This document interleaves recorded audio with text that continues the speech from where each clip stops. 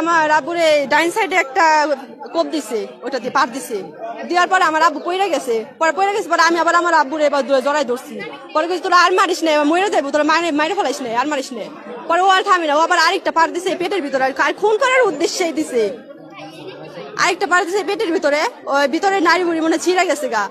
পরে আর কথা বলতে পারে না। পরে বাড়ির ভিতরে যে গেটের যে চিপিটা আছে ওইখানে যায়, পরে পড়ে গেছে। পরে যায় আর কোনো কথা বলতে পারে না, চোখ টোক উপলুটে গেছে, জিবলা বেড়ে গেছে।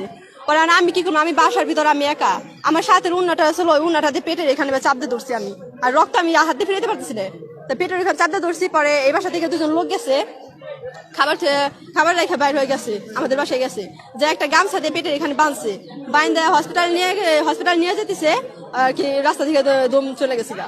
পরে এনাম থেকে রিটার্ন করে দিচ্ছে আব্বুরে।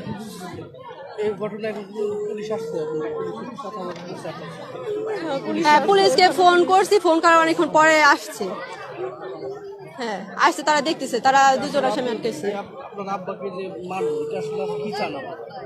আমরা খুনির ফাঁসি চাই।